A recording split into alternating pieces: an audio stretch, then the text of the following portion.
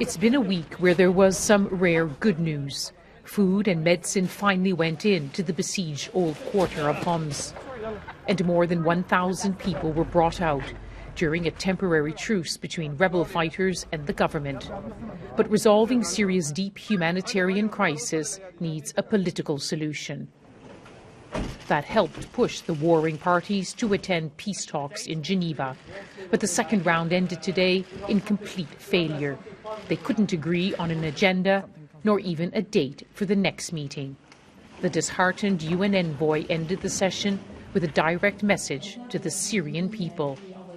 I'm very, very sorry, and I apologize to the Syrian people that their hopes, which were very, very high that something will happen here. I think that the little that has been achieved in Homs gave them even more hope that maybe this is the beginning of the coming out of this horrible crisis they are in. The Syrian government held the other side responsible for this failure. At the end, today, the international mediator came to the meeting with a draft agenda.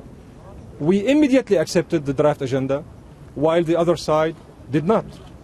The Foreign Secretary, William Hague, put the blame elsewhere. The failure to agree an agenda for future talks is a serious setback, he said, and responsibility for that lies squarely with the Assad regime. For millions of Syrians forced to flee their homes into neighbouring countries, the Geneva talks never held out much hope of ending their suffering. Many of these refugees in Jordan saw them as irrelevant. We can only rely on God and ourselves. Geneva too is a farce. None of them have a conscience. No one cares about the Syrian people. No one had high expectations of these peace talks. Even as they went on, thousands of people were killed here in Syria. For Western governments, it was the only strategy they had to try to end a brutal conflict around the negotiating table.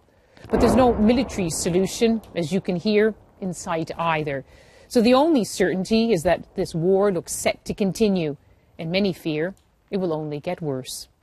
Lise Doucette, BBC News, Homs.